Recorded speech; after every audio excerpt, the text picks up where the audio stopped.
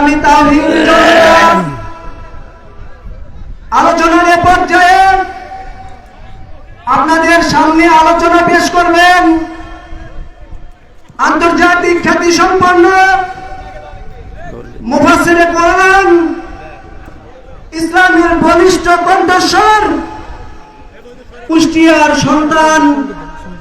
আমরা বলবো উনি শুধু কুষ্টিয়ার সন্তান নয়, উনি গোটা বাংলাদেশের সন্তান, গোটা বাংলাদেশের গর্ব। উনি বিশিষ্ট আলোচক, ইসলামী গবেষক, হাফেজ মুফতি মাওলানা আমির হামজা। আমি মুহতারাম হুজুরকে কোরআন ও হাদিস থেকে মূল্যবান তাশরীফ পেশ করার জন্য সবিনয় অনুরোধ জানাচ্ছি। সরে বসে, পিছিয়ে যান, পিছিয়ে যান, আরো পিছিয়ে যান। আসসালামু আলাইকুম ওয়া রাহমাতুল্লাহ। কথা বলেন কেন? কথা বলা যাবে না। যারা দাঁড়িয়ে আছে কি এদের সমস্যা কি? ওখানে বসা যায় না?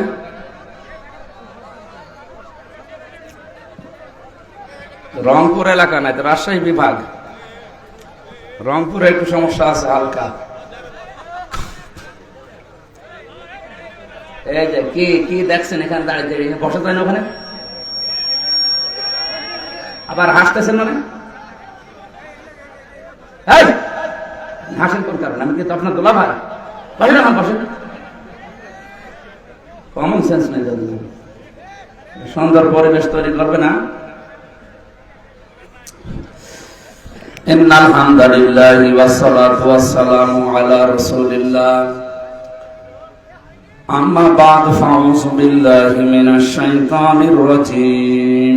বিসমিল্লাহির রহমানির রহিম। زين للناس حب الشهوات من النساء والبنين صدق الله العظيم وما زادهم إلا إيمانا وتسليما اللهم صل على سيدنا مولانا محمد وعلى آل سيدنا مولانا محمد। আলহামদুলিল্লাহ। বগুড়া সদর থানার অন্তর্গত নানুজা শাহপাড়া জামে মসজিদের উন্নয়ন কল্পে তাফসীরুল কোরআন মাহফিলের স্বনামধন্য সভাপতি জনাব আলহাজ মাওলানা আব্দুল শুকুর, সহ সভাপতি জনাব মাওলানা আব্দুল সামাদ, সহকারী অধ্যাপক,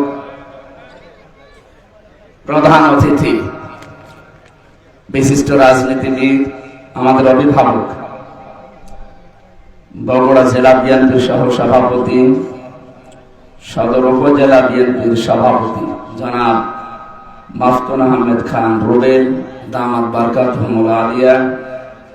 আলোচনা রাখলেন এতক্ষণ পর্যন্ত বিশিষ্ট ইসলামী চিন্তাবিদ, শিক্ষাবিদ, প্রভাষক মাওলানা আব্দুল বারী রশিদি, পিএইচডি গবেষক, ইসলাম বিশ্ববিদ্যালয় কুষ্টিয়া। আলোচনা রেখেছেন মাওলানা হুসাইন আহমেদ। বিশেষ অতিথি, আমন্ত্রিত অতিথিবৃন্দ, অনেক মানুষের নাম দিয়েছেন, আমরা সময় কম তো এই জন্য একবার দোয়া করছি সবার জন্য। ওয়ারাফা'না লাকা যিকরাক। মঞ্চে বসা ওলামা ইকরাম, সামনে বসা মুসলমান ভাইরা, পর্দার আড়ালের সম্মানিতা মা এবং বোনেরা, প্রাণ প্রিয় বগুড়াবাসী, আল্লাহর দরবারে শুকরিয়া জানাচ্ছি যিনি আমাদের বুকের উপর থেকে একটা জগদ্দল পাথর সরিয়ে দিয়েছেন। কণ্ঠ দিয়েছিলেন আল্লাহ তাআলা। খালাকাল ইনসান আল্লামাহুল বায়ান। মানুষ আমি বানিয়েছি, কথা বলা আমি শিখিয়েছি। এই যে কথা বলতে পারি, এটা দুনিয়ার কেউ আমাকে শেখায়নি। কে শিখিয়েছে বলেন তো? বিজ্ঞান জানিয়েছে কথা বলার সময় মানুষের এই কণ্ঠ থেকে 27টা ধাক্কা লাগে। 27টা স্তর পার করার পরে একটা কথা তৈরি হয়।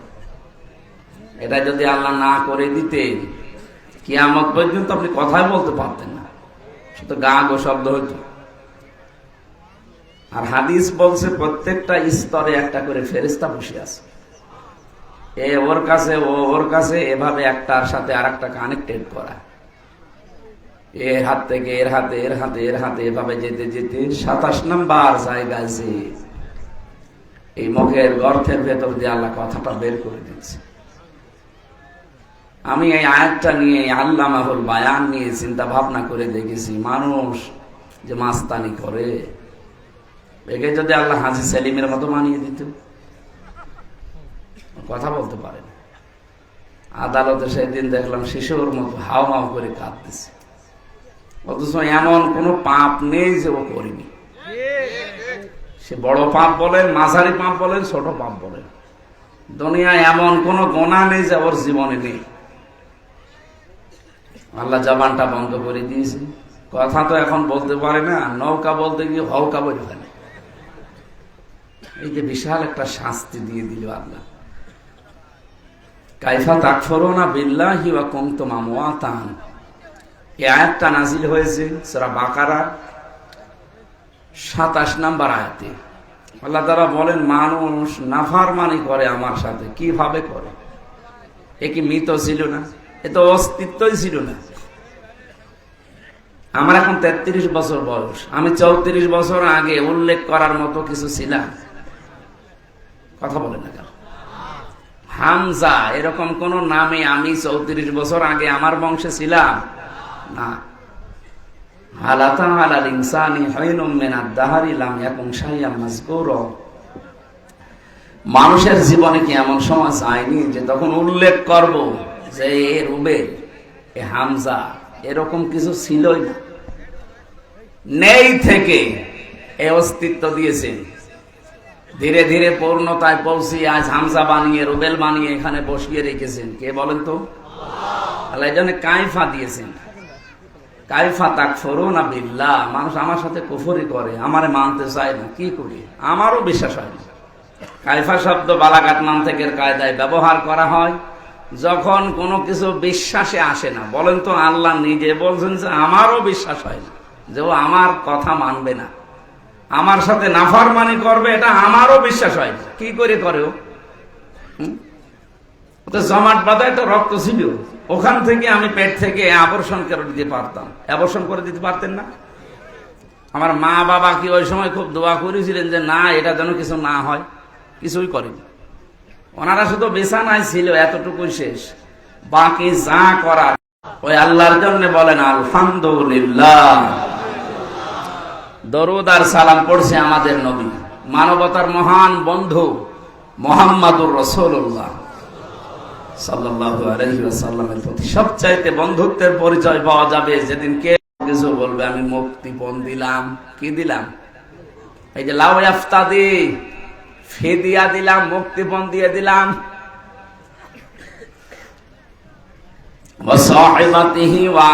শুধু সন্তান না, আমার স্ত্রী, আমার ভাই ভগ্গর যা আছে সবই দিয়ে দিলাম।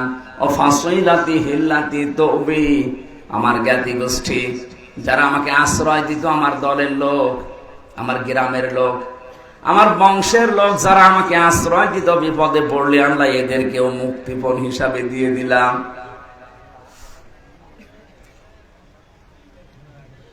অমান ফিল আরদে জামিয়া, দুনিয়া যা আমার ছিল স্থায়ী অস্থায়ী সব দিলাম। সুম্মা ইউনজি, এরপরও তুমি আমাকে নাজাত দাও। কিয়ামতের এই দৃশ্যটা একটু সামনে নিয়ে এসে দেখেন কত ভয়াবহ। নিজের স্ত্রী পর্যন্ত মানুষ দিয়ে দেবে, অন্তরঙ্গ বন্ধু, স্ত্রী, সন্তান, দুনিয়ার অস্থায়ী স্থায়ী যত সম্পদের মালিক ছিল লোকটা সব আল্লাহকে বলবে আল্লাহ নিয়ে যান, শুধু সুম্মা ইউনজি, আমাকে কিছু বলবেন না। হযরত ঈসা নবীর মতো এত বড় পাওয়ারফুল নবী পর্যন্ত বলবে রব্বুল আলামিন আমার মা মরিয়মের সাথে তোমার যা ভালো লাগে তুমি করো, যে আচরণ তোমার করা লাগে তুমি সব করো, আমার মাকে আমি ছেড়ে দিলাম, কিন্তু আমার কিছু বলবো না। প্রত্যেকটি নবী এই কথা যখন ছড়াচ্ছে, প্রতিটি মানুষ যখন নিজের চিন্তায় আছে, আরে ভাই এই দিন আসবে, কিন্তু দুদিন আগে আর দুদিন পরে, নাকি এদিন নেই? অবশ্যই আসবে। ইন্নাকা জামিউন নাসি লা রাইবা ফীহি ইন্নাল্লাহা লা ইউখলিফুল মিআদ। কোরআনে কারীম জানাচ্ছে অবশ্যই মানুষদেরকে এক জায়গায় জমা করা হবে, এ ব্যাপারে কোনো সন্দেহ নেই। লা রাইবা ফী, কোরআনের খাতিরে আল্লাহ যেমন দিয়েছেন যালিকাল কিতাবু লা রাইবা ফী, কোরআনে কোনো সন্দেহ নেই। কিয়ামতের কথা বলার সঙ্গে সঙ্গে আল্লাহ বলেন লা রাইবা ফী, কোরআনে সন্দেহ নেই। কিয়ামতে কোনো সন্দেহ নেই। আর আল্লাহ যে ওয়াদা দিলেন, কোনদিন আল্লাহর এই ওয়াদা তিনি ভঙ্গ করবেন না। তার মানে এদিন আমাদের সকলের সামনে মাস্ট বি, আসবে। দৃশ্যটা আপনি সামনে নিয়ে এসে বলেন তো, চোখ বন্ধ করে এরকম একটা জায়গায় আছেন যেখানে বউ পালিয়ে যাচ্ছে, যেখানে ছেলে মেয়ে পালিয়ে যাচ্ছে, দলের লোক সব পালাচ্ছে আর পালাবে। এটা দুনিয়ার হিসাবে আপনি একটু দেখেন।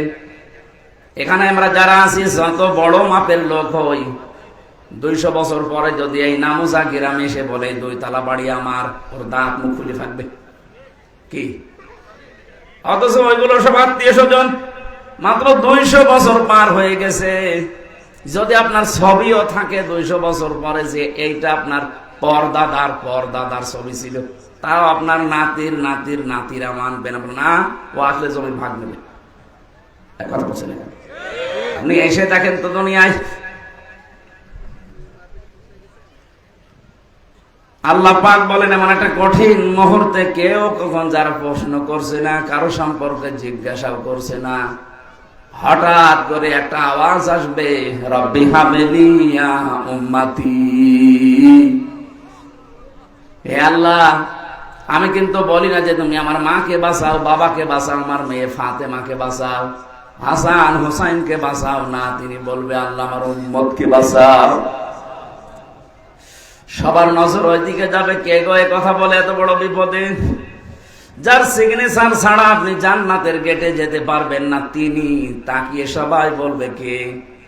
আওয়াজ আসবে, আমাকে চিনতে পারো না, আমি তোমাদের এতিম নবী মুহাম্মদুর রাসূলুল্লাহ। বিশ্ব নবী সুপারিশ করার জন্য সামনে নিয়ে আসবে, এক একজনের হাত ধরে, এইভাবে হাত ধরে নিয়ে আসবে, বলবে আল্লাহ এটার বিচার করেন। বলেন আপনাকে সামনে নিয়ে গেল রুবেল সাহেব, আপনি যা জীবন তৈরি করেছেন, নবীজি যদি আপনার ডান হাত ধরে আল্লাহর সামনে দাঁড় করিয়ে বলে আল্লাহ নিন, এর যে 50 বছরের জীবন দিয়ে দিলাম, কি করেছে জিজ্ঞাসা করেন। এটা ফালতু কথা না, কোরআনের হাদিসে এইভাবে এসেছে। নবীজি নিজে আপনাকে নিয়ে দাঁড় করিয়ে দেবে, এই রুবেল বল তোর 50 বছর কি করে কাটালি? মা তাযালু কদামা বানি আদামা আবদি ইয়াউমাল কিয়ামাতি হাত্তা ইসআলা আন খামসিন আন উমরিহি ফিমা আফনা। একটা জীবন দিয়েছিলাম 70 বছর, 80 বছরের, সত্যি করে বলতো কি করে কাটালি? বগুড়াবাসী আপনারা শিক্ষিত মানুষ, রংপুরের মতো মফিজ না আপনারা, রাজশাহী বিভাগের মানুষ, জ্ঞানী মানুষ। বাংলাদেশে যত বিভাগ আছে সব চাইতে বেশি বিচক্ষণ জ্ঞানী মানুষ রাজশাহী বিভাগে বাস করে। আপনি নিজে এবার বলেন তো, আল্লাহু আকবার না বলে নিজে বলেন, যা করেছেন এই 50 বছরে আপনি দাঁড়িয়ে আল্লাহর সামনে, বিচারকের সামনে হয়তো উল্টা পাল্টা কথা বলে এদিকে ওদিকে করা যায়, এমন বিচারক আপনার চোখের পলক বোঝে, কোন নিয়তে চোখের পলক মেরেছিলেন এইটাও তার কাছে ধরা পড়ে যায়। কথা বলে ঠিক কিনা? এরকম একজন বিচারপতির সামনে দাঁড়িয়ে নিজের জীবনের হিসাব দেওয়া লাগবে, তাও 2 দিন 5 দিন 10 দিন না, পুরো 50 বছরের। মাঝে মাঝে আমার মনে হয় আল্লাহ, আমার 33 বছরের জীবনে যদি তোমার সামনে দাঁড়িয়ে বলো হামজাসা 2024 সালের অক্টোবর মাসের 31 তারিখ পর্যন্ত তোরে মাফ করে দিলাম, শুধু নভেম্বর মাসের 1 থেকে 17, এই 17 দিনের হিসাব দিয়ে তুই জান্নাতে চলে যা। আমার যা কাজ কারবার, আমার যা আমল আখলাক, আমার এই 17 দিনের হিসাব দেওয়া সম্ভব না।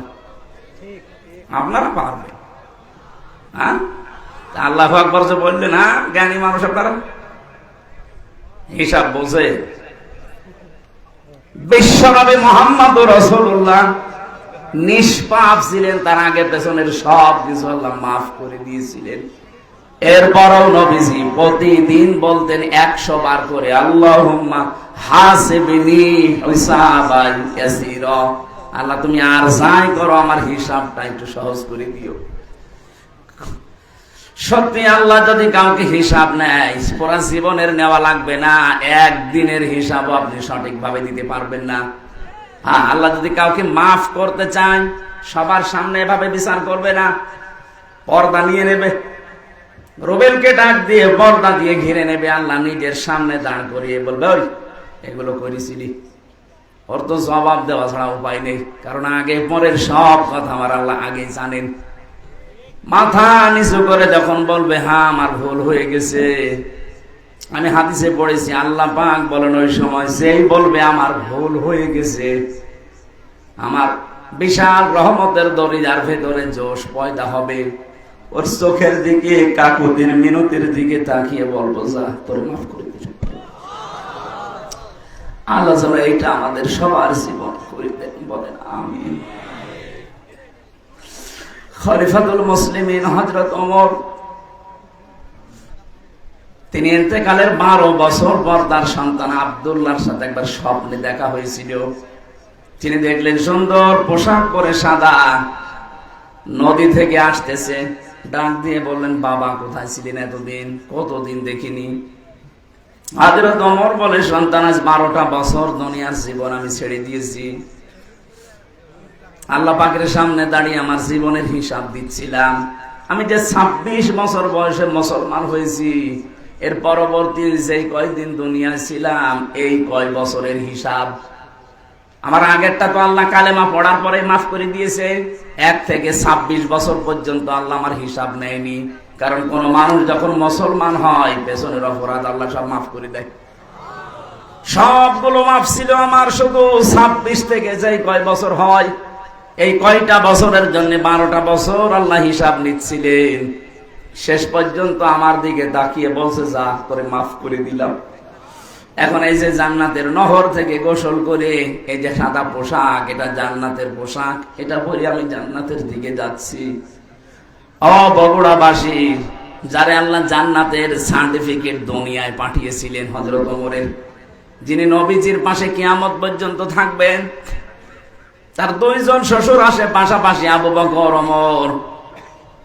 এই যে আকাশের তারকা দেখতে পান রাতের বেলা, হয়তো 1-2 করে একদিন গণনা করলে শেষ হয়ে যেতে পারে। হযরত ওমর মুসলমান হওয়ার পরে জীবনে যত নেকির কাজ করেছিলেন, কেউ যদি ওমরের নেকি গণনা করে কোনোদিন শেষ হবে না। এত বড় পাওয়ারফুল মানুষ, এ মানুষের যদি 12 বছর লাগে তারপর আল্লাহ মাফ করে দিয়েছে, আমাদের কয় বছর লাগতে পারে? এজন্য হিসাব এটা কঠিন বিষয়। বিশ্ব নবী মুহাম্মদুর রাসূলুল্লাহ হঠাৎ আওয়াজ দিয়ে যখন উম্মতকে হাতে করে নিয়ে যাবেন, আল্লাহ পাক মাফ করতে চাইলে তো ঢেকে নেবেন, যদি অপমান করতে চান তখন সবার সামনে দাঁড় করিয়ে ওর জীবনের যে যে অপরাধ, ওইটা চেহারার ভেতরে ফুটিয়ে তুলবেন। ইউরাফুল মুজরিমুনা বিসিমাহুম ফায়ুখাযু বিন-নাওয়াসি ওয়াল আকদাম। দুনিয়ার বিচারকদের আর আল্লাহর বিচার আকাশ পাতাল পার্থক্য। এরা সাক্ষী ছাড়া বিচারের রায় দিতে পারে না। আর আল্লাহ পাক বলেন, যত সাক্ষী দরকার সব তোর চেহারার ভেতরে ফুটিয়ে তুলব। কেউ যদি জেনা করে, জেনাকারের এই জায়গায় লেখা থাকবে, জেনা দেশে নেই। হ্যাঁ, কি আছে? কি আমরা তো দেখতে পাই না। এটা যেহেতু গ্রাম অঞ্চল, এই নামোজা এলাকা, বহু মানুষ আছে যে 1 বিঘা জমি নেয়, 50-60 হাজার করে টাকা দেয়। যতদিন জমি করে খাবে ততদিন উনি টাকা ফেরত দেবে না। এটা কি নাম? কি এগ্রিমেন্ট, বন্ধকি, যাই বলেন, এটা শোধ হচ্ছে। এটা মায়ের সাথে জেনা করার গুনাহ হচ্ছে। সত্যি কি এলাকায় আছে? না ভাই, এটা আপনি না খেয়ে থাকেন, মরে যান, কিন্তু এই মায়ের সাথে জেনা করা যাবে না। আপনার কি বিশ্বাস হচ্ছে না? হাদিস। আপনি যদি এই গুনাহ থেকে বেঁচে থাকতে চান, 2টা পদ্ধতি আজকে থেকে মানবেন। 1 নম্বরে, যতদিন ওই জমি করে খাবেন ততদিন সরকারের যে টাকা দেওয়া লাগে বছরে বছরে, কয় টাকা? ওই 60-70 টাকা দেওয়া লাগে 1 বিঘা জমিতে। ওই টাকা আপনি দিয়ে দিবেন, যতদিন 5 বছর 10 বছর করে খান ওই টাকা আপনাকে দেওয়া লাগবে। কথা বুঝতেছেন? এটা ক্লাস চলছে, আমি বোঝাচ্ছি, বুঝতেছেন? যতদিন করে খাবেন ওই জমি টাকা দেওয়া লাগবে আপনাকে। আপনি চাষ করেন, আপনাকে দেওয়া লাগবে। 2 নম্বরে এটা আর আপনার না, এটা ওই যে জমি আলাদা। যখন টাকা ফেরত নেবে 2 বছর 5 বছর 10 বছর পরে, তখন 8-10 হাজার টাকা কম নেওয়া লাগবে। আমি জানি এটা মানুষ করবে না, কারণ এটা করলে লস হয়। এটা জাতে মাতাল হলো তাহলে ঠিক আছে, এইটা করা যায় এলাকায়, এইটা একটু করে নেন। এই 2টা 5 বছর জমি করে খাবেন, 8-10 হাজার টাকা কম নেবেন। 70 হাজার টাকা নিয়েছিলেন, 60-62 হাজার টাকা নেবেন। পারবেন না? আরে ভাই, আপনার মার সাথে কেউ যদি বলেন এখন জেনা করেন, করবেন? অথচ আপনি কই নিয়ে আসছেন? এত থুতু ফেলা দরকার না, নিকৃষ্ট কাজ।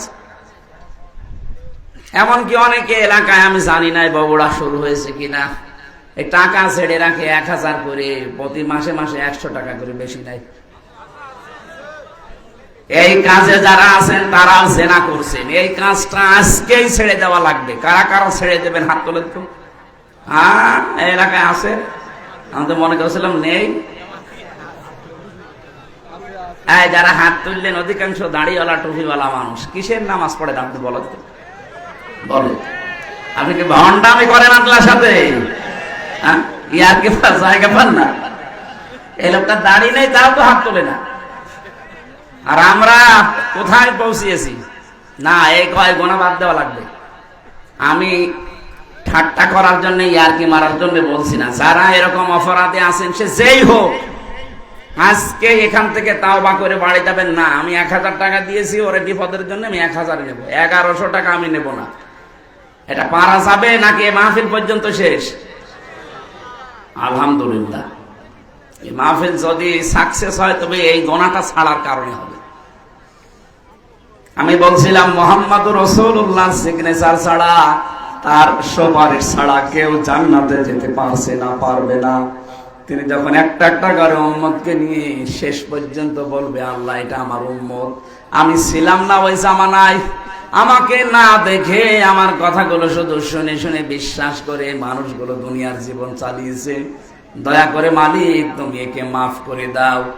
নবীজি যেন ওই সময় আমি হামজা এবং আমাদের জন্য একটু সুপারিশ করেন, বলেন আমিন। কোরআনে কারীমের 6666টি আয়াতের মাত্র একটা আয়াতের 4 ভাগের 1 ভাগ পড়েছি। সূরা আলে ইমরানের 200টা আয়াত আছে, মাত্র একটা আয়াত 14 নাম্বার, তার ভেতরে 2টা শব্দ পড়েছি। এতটুকু বিষয়ের উপর আমরা তাফসীর আকারে কথা বলবো ইনশাআল্লাহ। আজকে রাতে আছে নাকি? এখানে রাতে আছে। মাগরিবের পরে হয়তো আলোচক আসবে। আমরা মাগরিবের আযান পর্যন্ত করে এখানে নামাজ পড়ে তারপর বিদায় নেব।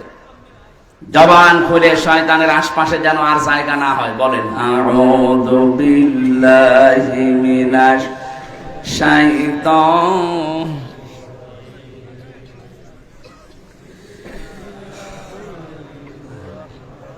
সরিয়ে দেন।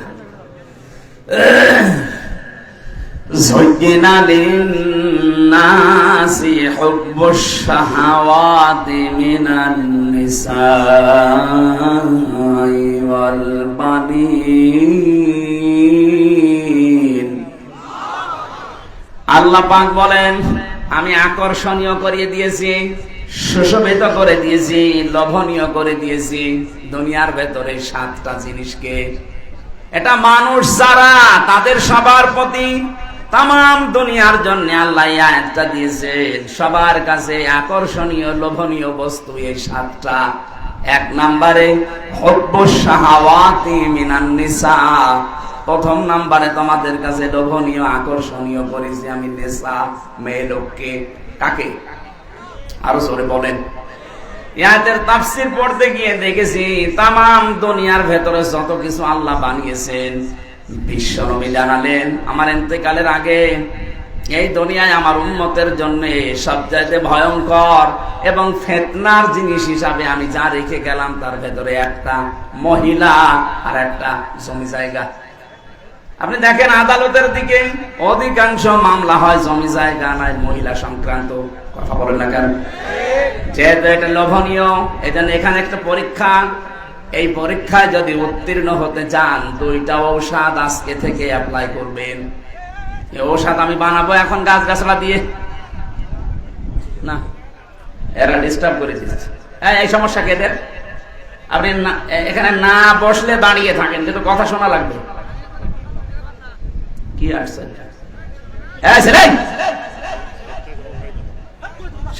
কি কিসের দায়িত্ব পালন করো? আপনি মাহফিল দিয়েছেন না শোনার জন্য নাকি? আবার কথা বলেন।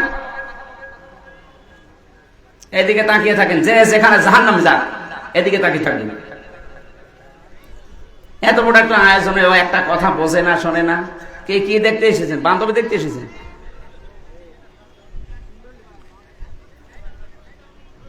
আবার কথা বলেন কোন কারণে?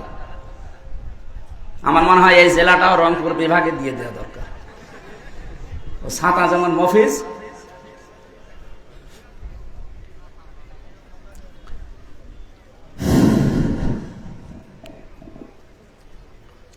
প্রথম কথা বলছিলাম, বিশ্বনবী মুহাম্মদ রাসূলুল্লাহ জানিয়েছেন 2টা ঔষধ যদি তোমরা দুনিয়াতে খেতে পারো, অ্যাপ্লাই করতে পারো, দুনিয়ার জীবনে সেট করতে পারো, তাহলে এই ফিতনা, এই যে লোভনীয়, এইটা থেকে বেঁচে থাকতে পারবা।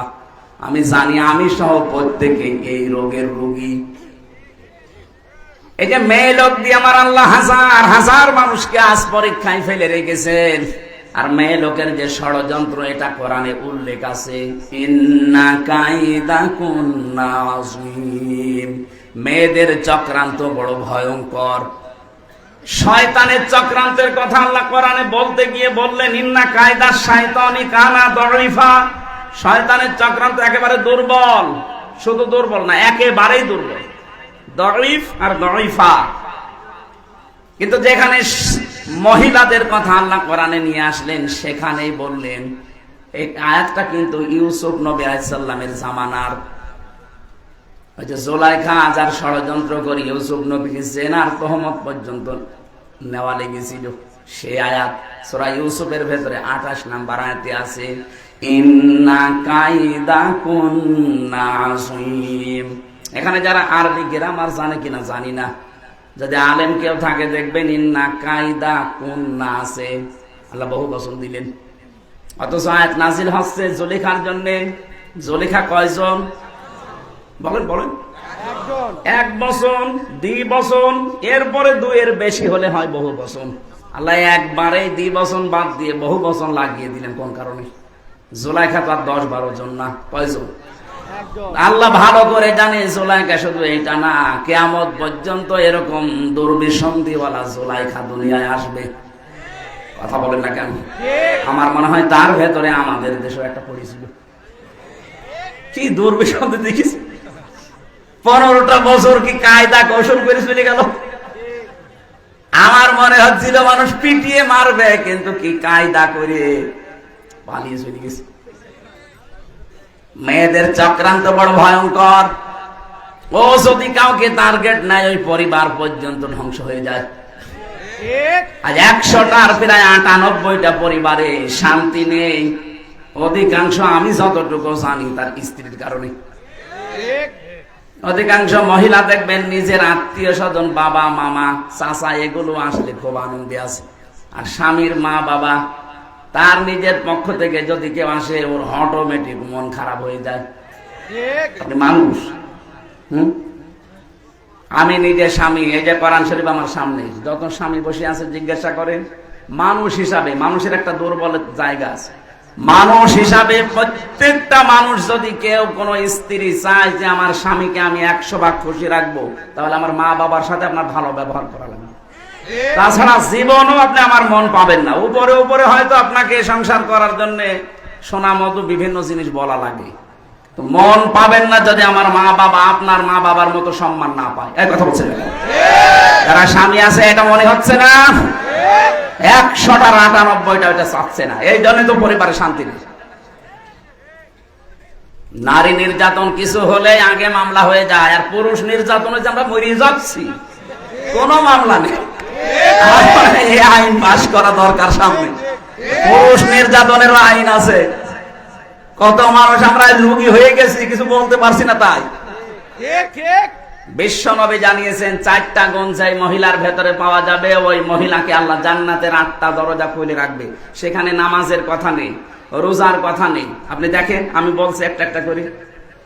ইদা নাজারা ইলাইহা সাররাতুহু, বিশ্বনবী বলেন যে মহিলার দিকে তার স্বামী বাইরের কর্মজীবন শেষ করে বাড়িতে আসার পরে স্বামীকে সে আনন্দ চিত্রে অভ্যর্থনা জানাবে। অভ্যর্থনা জানানো দরকার, তোর মুখের ভেতরে তাকানো যায় না। সম্মানিত মা বোন যারা এসেছেন, আমি দেখলাম বহু মহিলা সব কালো বোরকা পরে পরে ঘুরতেছে। শুধু নামাজ পড়া রোজা করা কালো বোরকা পরে ঘুরলে আপনি মনে করছেন আপনি জান্নাতি? কখনো না। স্বামী যখন বাইরে থেকে আসবে, হ্যাঁ, অনেকে মনে করছে আমার স্বামী নেই তাহলে আমার প্রেমিকা। না, ওইটা আবার বাদ। আপনার ভালোবাসা তৈরি হবে বিয়ের পর। কখন? কেন এটা বললাম বলেন তো? বিয়ের আগে ভালোবাসা করা জায়েজ নেই কেন? আমার 7টা কারণ আছে তাফসীরের ভেতরে। 1 নম্বরে হযরত আদম আলাইহিস সালাম, তাকে আল্লাহ যখন জান্নাতের বিশাল নিয়ামতের ভেতরে নিমজ্জিত রেখেছেন, তার কিচ্ছু ভাল লাগছিল না, এত নিয়ামত, কিন্তু না, চোখ বন্ধ হয়ে গেছে, ঘুম এসে গেছে, ঘুম থেকে উঠে দেখছে একটা মহিলা পাশে। তিনি তাকালেন এবং ধরতে গেলেন, কারণ এমন সুন্দর করে আল্লাহ তাকে বানিয়েছিলেন। তামাম দুনিয়া 4 জন মহিলার চেহারা আল্লাহ নিজের কুদরতি হাতে সবচাইতে সুন্দর করে বানিয়েছে। ইউসুফ নবীকে দেখলে মানুষের ক্ষুধা মিটে যেত। আমাদের মুহাম্মদুর রাসূলুল্লাহকে দেখলে মানুষের শরীরের ব্যথা পর্যন্ত দূর হয়ে যেত, এমন চেহারা আল্লাহ দিয়েছে। পুরুষের ভেতরে 2 জন, আর মেয়েদের ভেতরে 1 নম্বরে বিশ্ব সুন্দরী ছিল আমাদের আদি মাতা হযরতে হাওয়া আলাইহিস সালাম। 2 নম্বরে যে মহিলার নাম বললাম জুলাইখা, এটা ছিল খুব সুন্দর ছিল। 3 নম্বরে হযরত ইব্রাহিম নবীর বড় স্ত্রী সারা রাদিয়াল্লাহু তাআলা আনহা। 4 নম্বরে মুহাম্মদুর রাসূলুল্লাহ ছোট মেয়ে হযরতে ফাতেমাতুজ জাহরা রাদিয়াল্লাহু তাআলা আনহা। তাহলে 1 নম্বরে যিনি আছেন, কেমন সুন্দর করে বানিয়েছে বলেন। হযরতে আদম ঘুম থেকে উঠে তাকালেন এবং ধরতে গেলেন। আল্লাহ বলেন তাকানো যাবে না, ধরাও যাবে না। হযরতে আদম ওই সময় বলেছিলেন, মাবুদ তাকানো যাবে, ধরাও যাবে, সেই বুদ্ধি দেন। বুদ্ধি আছে, বিয়ে করা লাগবে, আমি রাজি আছি। তার মানে এই আয়াতের যে তাফসিরে পড়েছি, আপনি বিয়ের আগে মহিলার দিকে ওইভাবে তাকাতেও পারবেন না, ধরতেও পারবেন না। এখন অনেকে আল্লাহর রাস্তায় কাজ চালাচ্ছে না। কেউ কেউ কসম দেওয়ার জায়গা পায় না, প্রেমিকার মাথায় হাত দিয়ে বলছে, তোর মাথায় হাত দিয়ে কসম করলাম।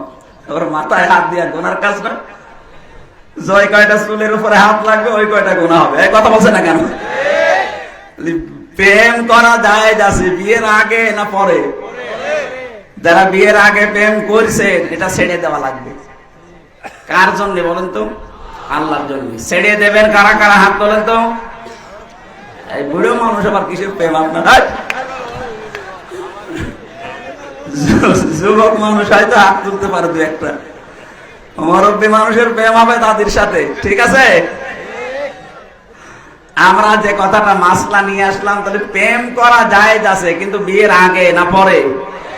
না, বিয়ের পরে। হযরত আদম আলাইহিস সালাম, আমি ঘটনাটা আনলাম এই কারণে, হযরতে আদম নবী আলাইহিস সালাম বললেন আমি রাজি আছি।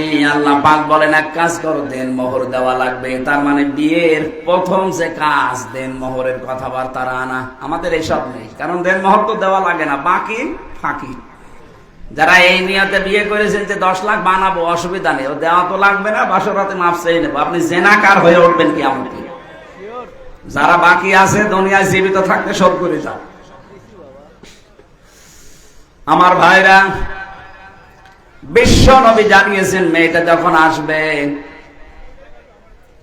যখনই আসবে বাড়িতে আপনার স্বামী, সঙ্গে সঙ্গে আপনি স্বামীকে খুশি করার জন্য যেভাবে হোক ব্যবহার আচার দিয়ে, কথাবার্তা দিয়ে, আদরকারে সাজসজ করে রাখবেন। কারণ স্বামীকে আকৃষ্ট করার জন্য কেউ যদি সাজে, সে যেন নফল নামাজের সওয়াব পায়।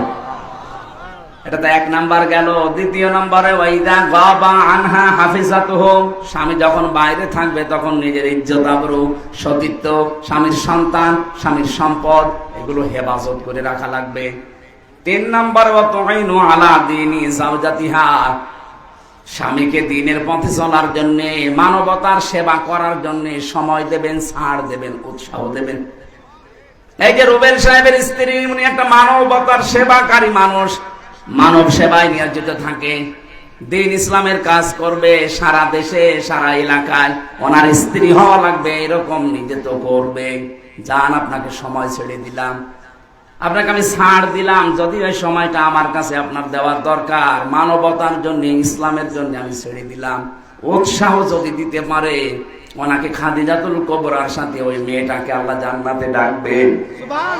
আর যদি আরো নিষেধ করে, কি করে বেড়াও তুমি, না তোমার বউ নেই বাড়ি? আপনার তো আছে, আপনার চাইতে নবীজির বউ ছিল না? হযরতে খাদিজাতুল কুবরা সারাটা জীবন তিনি দেখতেন স্বামী যতদিন বাড়িতে না আসে মানবতার কাজ, ইসলামের কাজ প্রচার করা, দিন কায়েম করা, এই কাজের জন্য বাইরে থাকা লাগে। যখনই বাড়িতে আসতেন দেখতেন হযরতে খাদিজা জানালার সাথে, দরজার সাথে পিঠ লাগিয়ে দাঁড়িয়ে ঘুমিয়ে আছে। আমাদের মেয়েরা বউরাও ঘুমিয়ে থাকে, তবে সিরিয়াল দেখার জন্য। কি কথা বলেন? আপনি যদি সত্যি স্বামী মানব দরদি, মানবতার কাজে বাইরে আছে, ইসলামের কাজে, দ্বীনের কাজে হয়তো সাহায্যের জন্য বাইরে গেছে, যত রাত আসে না তত রাত পর্যন্ত যদি আশায় থাকেন, আপনি খাদিজার মতো সওয়াব পাবেন। 4 নাম্বারটাই কঠিন। 4 নাম্বারটা কি? বিশ্বনবী জানিয়েছেন, স্বামী যেটা পছন্দ করে ওটা যদি জায়েজ হয়, জীবন থাকতে তোমাকে ওটা মেনে নেওয়া লাগবে। কি কথা বুঝতেছেন? আমি তো নিজে বললাম, আমি নিজে স্বামী, যত স্বামী এখানে আছে প্রত্যেকটি স্বামীর পক্ষ থেকে আমি বলছি, মা বোনেরা, আমরা স্বামীরা পছন্দ করি সত্যি আল্লাহর কসম যে বিয়ের পরে যেন আমার মা বাবা আমার সাথে থাকে। আমি খেয়ে থাকি না খেয়ে থাকি, থাকবে তারা। কথা বলছে না কেন? কিন্তু আপনি চান না। আপনার কারণে আজ মা বাবাকে হয়তো আলাদা করে দেওয়া লাগে, নাই বাইরে পাঠিয়ে দেওয়া লাগে, নাই বৃদ্ধাশ্রমে দেওয়া লাগে। কয়েকদিন আগে কিশোরগঞ্জ থানায় গিয়েছিলাম, নীলফামারী একটা বৃদ্ধাশ্রমে আমার নিয়ে গেল। দেখি এই লাইনে প্রায় 20-40 জন মা আর বাবা বসে আছে, অথচ তাদের ছেলে মেয়ে আছে। তাদের স্ত্রীর কারণে ছেলে তার মাকে আর বাবাকে রেখে গেছে বৃদ্ধাশ্রমে। ওদের চোখের দিকে তাকিয়ে আমি টের পেয়েছি ওরা ছেলের জন্য বদদুয়া করছে। কি করবে? 25 বছর 30 বছর পর্যন্ত আমার পেছনে শ্রম দিল এই মা বাবা। আজ 2 দিন তুমি আসতে পারো না, তুমি কার ফোস মতো শোনো, কার কথা মতো? ওই মেয়েটারও দোষ একা না, ওই মেয়েটাকে শুধু কান পড়া দেয় ওই মেয়েটার মা আর ওর বড় বোন। ওখান থেকে শুধু পানি পড়া লাগায়। ওই আর কতদিন একসাথে থাকবে? আলাদা হয়ে যা, ও বড়ি বড়ি চলে। সম্মানিত মা বোনের, না অন্যের কথা শুনে নিজের কপালে আপনি আগুন লাগাবেন না। আমি হাদিস তো বানালাম না, এই হাদিস আমি বানালাম। এখানে নেককার মহিলা যদি হতে জানে, 4টা গুণ মাস্ট বি অর্জন করাই লাগবে আপনাকে, নয়তো খাদিজার সাথে আপনাকে জান্নাত ডাকবে না। যদি 4টা গুণ অর্জন করতে পারেন। আরে নামাজের ওয়াজ আমি কেন করব? নামাজ, মুসলমান নামাজ পড়ে না, ও কি মুসলমান থাকে? মাস্ট বি আপনাকে ওই যে 3 দিন 7 দিন 10 দিন বাদ দিয়ে বাকি মাস আপনাকে নামাজ পড়াই লাগবে। আপনি মুসলমান দাবি করছেন, নামাজ পড়েন না, থেকে আপনাকে ওয়াজ করা লাগবে কোন কারণে? মুসলমানের কাছে যদি নামাজের ওয়াজ করা লাগে, রোজার ওয়াজ করা লাগে, তা আমি এই ওয়াজ আর বাইরে কোন জায়গায় করব? এই জন্য আমি নামাজের কথা মুসলমানকে বলি না। কোন কারণে আমি বলবো? আপনি যা, আমিও তাই। আমি নামাজ পড়বো, আমার কষ্ট হচ্ছে, আপনি মুসলমান নামাজ পড়েন না, কিসের মুসলমান আপনি? কেউ যদি ফরজ নামাজ ছেড়ে দেয়, আল্লাহ বলেন ওর দায়িত্ব আমি ছেড়ে দিই, যা। শেখ হাসিনা যদি এই দেশে কাউকে বলতো, যাই বেটা তোর কিসের ভয়, তুই তো আমার চোখের সামনে আছিস, অথচ আছে উনি ঢাকায়। এবং ওরা জেলার আওয়ামী লীগের যিনি সভাপতি ছিলেন মরহুম মমতাজ উদ্দিন, লোকটা মারা গেছে না, এই লোকটাকে যদি বলতো, মমতাজ চাচা আপনার কোনো ভয় নেই, আপনি তো আমার চোখের সামনে। বগুড়ায় হয়তো বিএনপি জামাতের লোক বেশি থাক, আওয়ামী লীগ নেই, তাতে কি? আমরা ক্ষমতায় আছি, আপনি আমার চোখের সামনে। ও কি চোখের সামনে ছিল? বলেন, এই 220 কিলো দূরে এসে বসে আছে, অথচ বলছে আমি চোখের সামনে। এই ঠেলাইয়ের যে ভাব, এত দূর থেকে একটা প্রধানমন্ত্রী যদি বলতো আমার চোখের সামনে চাচা আপনার ভয় নেই, তাই যদি সব ভয় উড়ে যায়। আল্লাহ বলেন যে লোকটা নামাজ পড়ে সে আমার আন্ডারে থাকে, যে নামাজ পড়ে না আমি বলি তুই আমার বাইরে চলে যা। বলেন আপনি কার আন্ডারে আছেন? আপনি আল্লাহর আন্ডারে না থাকতে পারলে আপনাকে নিরাপত্তা কেউ দিতে পারবে না। এই জন্য ফরজ নামাজের জন্য ওয়াজ করা, এটা আমার কাছে কেমন মনে হয়। আপনি ফরজ নামাজ মাস্ট বি, যেখানে থাকেন অন্তত সুন্নত নফল যদি নাও পড়তে পারেন, ফরজ 2 রাকাত পড়ে নেবেন। অত বুঝতেছেন? রমজানে 1 বছর পরে মাত্র রোজা আসে, 1 বছর পরে। যদি শরীর সুস্থ থাকে মাস্ট বি রাখা লাগবে, অসুস্থ থাকলে আপনি পরবর্তী 11 মাসে করে দেবেন, অসুবিধা নেই। আল্লাহ আমাদেরকে যেন এই ফরজ বিধানগুলো একটু অ্যাক্টিভ হওয়ার তৌফিক দেন, বলেন আমিন। যে কথাটা তুলেছিলাম, আল্লাহ রাব্বুল আলামিন যেহেতু আমাদেরকে ঔষধ দিচ্ছেন এইবার এই ফিতনা থেকে, মেয়েদের ফিতনা থেকে বাঁচার জন্য 2টা ঔষধ দিয়েছেন সূরা নূরের ভেতরে 30 নম্বর আয়াত। এটা 12 নম্বর পৃষ্ঠা আর 7 নম্বর লাইনে আছে।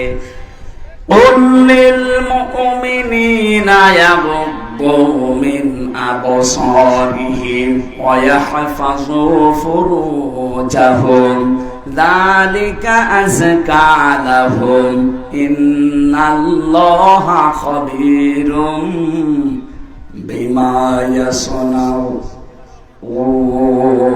বলেন আল্লাহু আকবার। আল্লাহ রাব্বুল আলামিন বলেন, নবী আপনি দুনিয়ার মানুষকে বলেন, যারা মুমিন, যারা বলে যে আল্লাহ একজন আছে, হে রাসূল আপনাকে আমরা মানি, এই যে বিশ্বাস যাদের আছে এই মানুষগুলোকে বলেন আমরা মানি না আল্লাহকে। আল্লাহ একজন আছে, বিশ্বাস আমাদের আছে না? নবীজি আমাদের আদর্শ মানুষ এই দুনিয়া, এটা আমরা মানি না? কিয়ামতে আমাকে আল্লাহর সামনে বিচারের কাঠগড়ায় দাঁড়াতে হবে, বিশ্বাস আছে না? এই 3টি গুণে গুণান্বিত যারা, তাদেরকে বলবেন তাদের চক্ষু যেন পরনারী থেকে তারা নিম্নগামী করে রাখে, আর তাদের লজ্জা স্থান যেন তারা হেফাজত করে। এই 2টা ঔষধ যদি তোমার উম্মতেরা মেনে চলতে পারে, আমি বলছি যালিকা আযকা লাহুম, এইটাই তাদেরকে পবিত্র রাখবে। সুতরাং মেয়েদের এই চক্রান্ত এখন যা শুরু হয়েছে, এই যে ফারুকের আজকে ওর উপদেশটা চলে গেছে, আজকে ওর উপদেশটা চলে ওই জায়গায় মাহতাব স্যারকে দিয়েছে। ওর চলে যাওয়ার পেছনে যে কারণগুলো দিয়েছে 5টা না 6টা কারণ দেখলাম। 1 নম্বরে কারণ ওর বউ কেন মুজিবের স্ত্রীর চরিত্রে কেন অভিনয় করতে গেল, এটা প্রথম কারণ দেখিয়েছে ওনাকে তাড়িয়ে দেওয়ার জন্য। 2 নম্বরে সমকামিতা, ও প্রমোট করতো যে পুরুষে পুরুষে বিয়ে হোক। 3 নম্বরে ও একটা সিনেমা বানিয়েছিল, 3rd পারসন সিঙ্গুলার নাম্বার। আপনারা তো এসব জগতে নেই, আপনারা আল্লাহর ওলি মানুষ নাকি?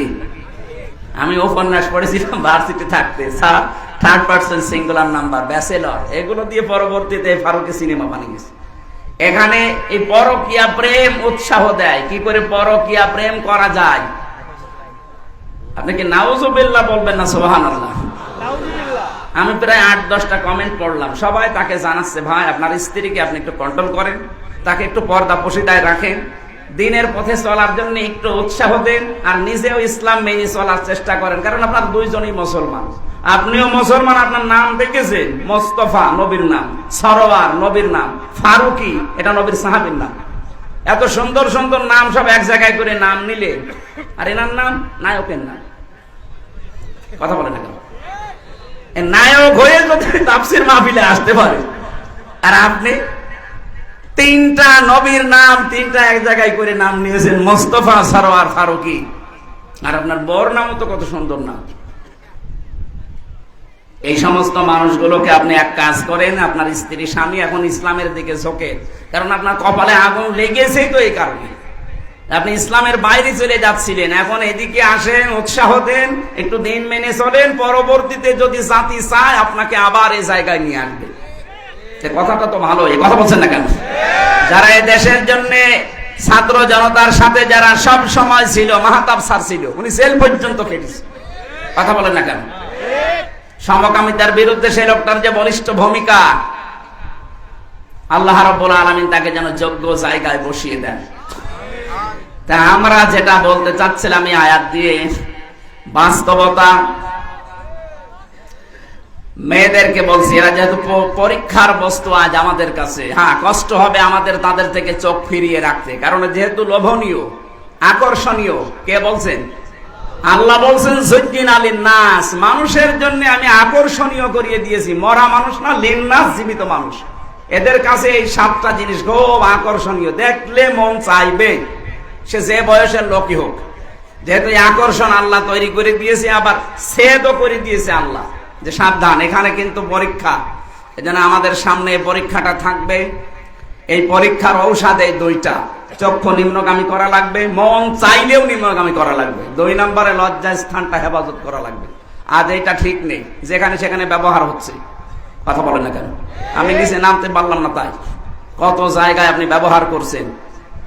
এই 2টা ঔষধ যদি ঠিক মতো সর্বোচ্চ 15 দিন আপনি একেবারে কন্ট্রোল হয়ে থাকেন, একটা অজানা সুখ, এটার বাংলা নাম অনির্বচন সুখ, আপনাকে আল্লাহ দান করবে। এটা বাচ্চারা যখন ছোট ছোট, ওই যে পাখির বাচ্চা, মুরগির বাচ্চা যখন মায়ের পাখার নিচে আসে, মা পাখাটা এভাবে শার্ট করার পরে ডাউন করে দেয়, দেখেছেন না? এভাবে একেবারে সোজা করে দেয়, প্রথমে সোজা করার পরে ডাউন করে, ওর নিচে বাচ্চারা যায়, একটা আওয়াজ দেয় কিচির মিচির। এটাকে বাংলায় বলে অনির্বচন সুখ। আপনি আজকে থেকে এই মহিলা দেখলে যেগুলো দেখা যায় নেই, শুধুমাত্র সামনাসামনি না, মোবাইলেও, কম্পিউটারে, টিভির পর্দায়, যাদের যেটা দেখলে নিজে নিজে আনন্দ লাগে আর অন্য কেউ দেখলে লজ্জা পান, এটা এখনই ডিলিট করে দিন, দেন এখনই ডিলিট করে দিন। এরকম ভিডিও যদি থাকে যে নিজে দেখলে খুব ভালো লাগছে, অন্য কেউ দেখলে আপনি লজ্জা পান, এটা কবিরা গুনাহ। এই মুহূর্তেই ডিলিট করে এই আমল শুরু করা লাগবে। পারবেন না? কারা কারা ডিলিট করবেন হাত তোলেন তো, তোলেন হাত। কয়েকজন শুধু উল্টাপাল্টা জিনিস দেখে, আর বাকিগুলো আলহামদুলিল্লাহ ভালো আছে। ঠিক আছে, আপনারা ডিলিট করে দেবেন। যারা হাত তুলেছিলেন অন্তত ডিলিট করে বাড়ি যাবে। 2 নম্বরে লজ্জা স্থানটা হেফাজত করে রাখবেন, নিজের জায়েজ স্ত্রী ছাড়া, আর স্ত্রী নিজের জায়েজ স্বামী ছাড়া অন্য কোনো জায়গায় যেন ব্যবহার না হয়। আজ হাজারো স্ত্রী, স্বামী শুধু বাড়ি থেকে বাইরে চলে যায়, ওরা মনে হচ্ছে আল্লাহ রাস্তায় দিন পায়। কথা বলছেন না কেন? আল্লাহ মেয়েদের থেকে এই পরীক্ষায় আমাদের উত্তীর্ণ হওয়ার তৌফিক দিন। 2 নম্বর বানিন সন্তান, এটার প্রতি আকর্ষণ। সন্তানকে আল্লাহ পরীক্ষার বস্তু বানিয়েছেন, কিন্তু এই পরীক্ষায় আমরা যেন ফেল না হয়ে যায়। আমি রিমান্ডে একটা হিন্দু অফিসারের একটা শিক্ষা পেয়েছিলাম। আমার মনে হয় আর 2 মিনিট আছে আজানের, এখন আর বলা ঠিক হচ্ছে না। আগামীতে রাতের বেলা আমারে নিয়ে আসবেন, দিনের বেলায় মাহফিল আমার মানে সাটে না, আমারও ভালো লাগে না, জোর করে আপনারা নিয়ে আসেন। আর 3 বছর ভাই তো জানে জেলখানা যে খাবার দেয়, বেঁচে থাকায় দুষ্কার। আর আমরা ছিলাম তো আরো কঠিন জায়গায়। আমার আর অপু ভাই রে, তারেক জিয়া সাহেবের পিএস রে, এত কষ্ট দিয়েছে শয়তানরা। এক জায়গায় রেখে দিয়েছিল 24 ঘন্টা, ওই যে সিসি ক্যামেরা, কেউ যেন কথাও না বলে, ওই উপর থেকে দেখতো। ওনার সাথে লাইন আছে তারেক জিয়া, আর আমার সাথে আলেমদের, মনে করতো এ খারাপ কাজ করবে, বাইরে এর যোগাযোগ করবে। সবচাইতে বেশি আটক করে রেখেছিল গিয়াসউদ্দিন মামুন ভাইকে, এর উপর আরো অত্যাচার করিস। আল্লাহ আমাদেরকে যেন এই আয়াতটা এখন আজকে শেষ করতে না পারার কারণে আমি দুঃখ প্রকাশ করছি। আগামীতে আসলে কথা বলবো ইনশাল্লাহ। এই জেলার জন্য দোয়া করছি, বিশেষ করে ম্যাডাম খালেদা জিয়া অসুস্থ, উনি বিদেশে যাবে। জালেমদের জন্য এই কয়েক বছর যেতে পারেনি, মিথ্যা একটা মামলা দিয়ে তার জীবনটা শেষ করে দিয়েছে। এখনো পর্যন্ত আপনাদের বগুড়ার সন্তান তারেক জিয়া পর্যন্ত আসতে পারে না দেশে। উনি যেন আবার সহি সালামতে দেশের সন্তান দেশে আসতে পারে, সেই তৌফিক আল্লাহ ফিরিয়ে দেন। তার বাবা শহীদ রাষ্ট্রপতি জিয়াউর রহমানকে আল্লাহ কবরে যেন মাফ করে জান্নাত দিয়ে দেন, আল্লাহুম্মা আমিন। আমার লিখিত বই আছে এই গাড়িতে, যাওয়ার সময় শিক্ষিত মানুষরা নিয়ে যাবেন। লা ইলাহা ইল্লা আনতা সুবহানাকা ইন্নী কুনতু মিনাজ জালিমিন রাব্বিরহামহুমা কামা রাব্বায়ানি সাগীরা। আল্লাহ তাআলা কোরআনে কারীম থেকে কথা বলতে গিয়ে দেখলাম চাতক পাখির মতো শুনছে। আমি যদি এখনো 1 ঘন্টা চালাতাম কোনো মানুষ চলে যেত না। কোরআন শোনার জন্য বগুড়ার মানুষগুলো এত পাগল, এদেরকে তুমি ওমরের মতো মাফ করে দাও। আজকের আলোচনার সবগুলো তুমি নবীজির রওজায় পৌঁছিয়ে দাও। যত মানুষ কবরে আছে আল্লাহ তুমি মেহেরবানি করে তাদের ক্ষমা করো। 2024 সালে যারা শহীদ হয়ে গেল মানবতার জন্য, দেশের জন্য, আল্লাহ তাআলা শহীদ আবু সাঈদ সহ যত মানুষ, যত ভাই বোনেরা জীবন দিয়েছে তাদেরকে তুমি শাহাদাতের মর্যাদা দাও। যারা অসুস্থ হয়ে পড়ে আছে হাসপাতালে শেফায়ে কামিলা যেটা নসিব করো। এবং ওরা আসলেই মনে পড়ে শহীদ জিয়াউর রহমানের কথা, আল্লাহ তুমি তাকে শহীদ হিসাবে কবুল করে নাও। তাকে তো অন্যায় ভাবে মেরে ফেলা হয়েছে, তোমার নবী জানিয়েছে কাউকে যদি অন্যায় ভাবে হত্যা করা হয় তাকে শহীদের মর্যাদা দেওয়া হয়, আল্লাহ তাকে শাহাদাতের মর্যাদা দিয়ে দাও। তার ছোট সন্তানটাও দুনিয়ায় নেই, তাকেও তুমি মাফ করে দাও। তার স্ত্রী অসুস্থ আছে, আল্লাহ শেফায়ে কামিলা জেলা নসিব করো। তার সন্তান বড়টা এখনো বাইরে আছে সহি সালামতে, আল্লাহ তাআলা বগুড়ার সন্তান বগুড়ায় আবার ফেরত দিয়ে দাও। যত মানুষ এই দেশ থেকে বিদায় নিয়েছে ইসলামের জন্য, দ্বীনের জন্য, রব্বুল আলামিন শহীদ মতিয়ার রহমান নিজামের কথা মনে পড়ে। তার সঙ্গে সাথে যত মানুষ কোরআনের জন্য, ইসলামের জন্য, ঈমানের উপরে টিকে থাকতে গিয়ে জীবনটা দিয়ে গেল, তাদেরকেও তুমি শাহাদাত মঞ্জুর করো। মা বোনদেরকে তুমি পর্দায় থাকার তৌফিক দাও। আগামীতে এই অনুষ্ঠানটা কোরআনের প্রচারের জন্য আরো বিশাল আকারে কবুল করো। এলাকায় যত মানুষ মাটির নিচে আছে এই কোরআনের ইজ্জতে জান্নাতুল ফেরদাউস বানিয়ে দাও।